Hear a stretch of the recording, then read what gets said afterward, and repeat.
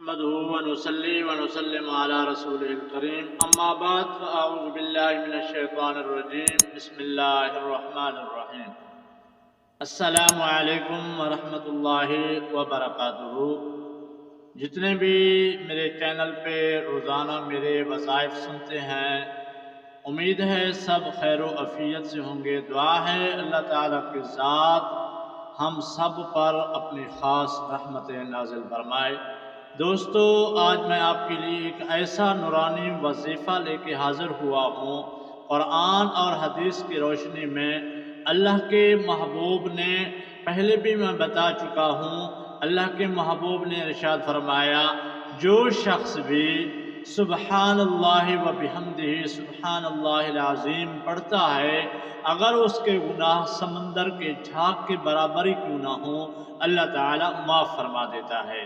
اور ایسے ہی اللہ کے محبوب نے ارشاد فرمایا، لا الہ الا اللہ، لا الہ الا اللہ یہ افضل الذکر ہے، اور لا الہ الا اللہ افضل الذکر اس کو کہا جاتا ہے۔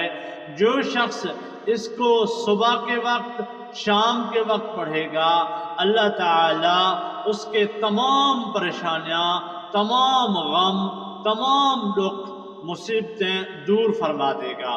اور ایک اور وظیفہ، اگر آپ کے گھر میں جنات ہے، جادو ہے، 10 سال پرانا ہے، 5 سال پرانا ہے، حتیٰ کہ 20 سال ہی کیوں نہ پرانا ہو، آپ روزانہ 100 مرتبہ لا الہ الا اللہ وحدہ لا شریک لہ لہ الملک ولہ الحمد وہو علی کل شیء قدیر، یہ تسبیح روزانہ 100 مرتبہ، صبح کے وقت 100 مرتبہ، شام کے وقت، اور اللہ تعالیٰ کی ذات اپنی خاص رحمت سے جادو، جنات، کوئی تکلیف پریشانی ہے سب کو دور فرما دے گا۔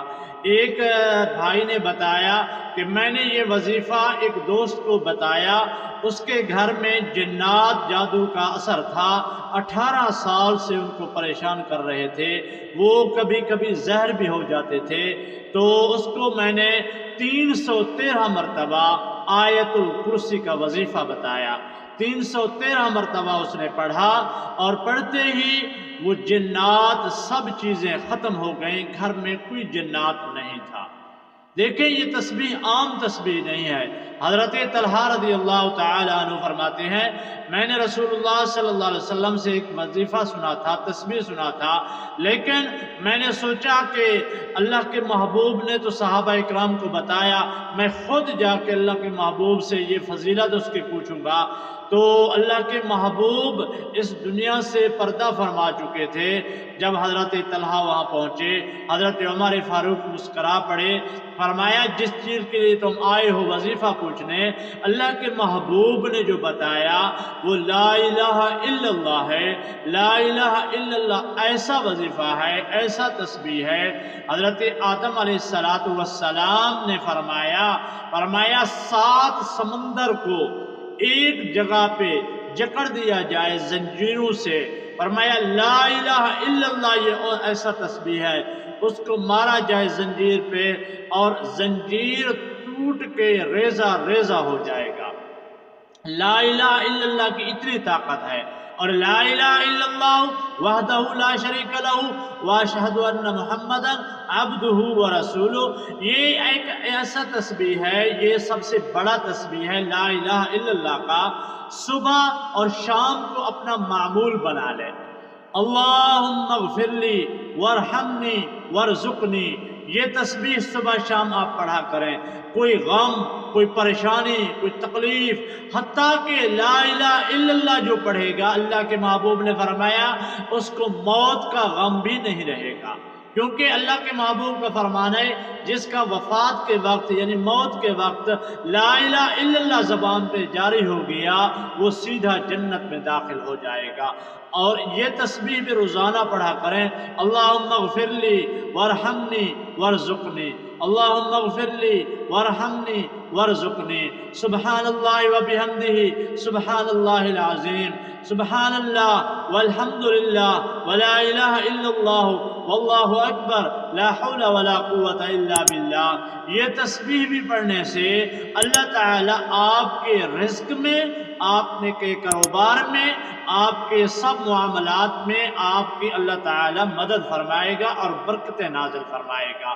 اور اللہ تعالیٰ کے محبوب نے ارشاد فرمایا جو شخص بھی آیت الکرسی پڑھتا ہے گھر میں، اس کے گھر میں جنات کبھی داخل نہیں ہو سکتا۔ اور میں آپ کو ایک مشورہ دیتا ہوں، آپ صبح کے وقت یہ پڑھیں اور شام کے وقت بھی۔ اگر آپ کے گھر میں جنات کا اثر ہے، آپ کو معلوم ہے کہ بار بار تنگ کر رہے ہیں، تو صبح کے وقت 100 مرتبہ لا الہ الا اللہ وحدہ لا شریک لہ واشہد ان محمدا عبدہ ورسولہ۔ شام کے وقت 100 مرتبہ لا الہ الا اللہ وحدہ لا شریک لہ واشہد ان محمدا عبدہ ورسولہ۔ اور ایسے ہی آیت الکرسی 313 مرتبہ، اور سبحان اللہ وبحمدہ سبحان اللہ العظیم کثرت سے لا الہ الا اللہ لا الہ الا اللہ۔ اور آخر میں جب تسبیح مکمل ہو محمد الرسول اللہ صلی اللہ علیہ وسلم، یہ تسبیح مکمل کر کے بعد میں آپ وہ تسبیح مکمل کر لیں۔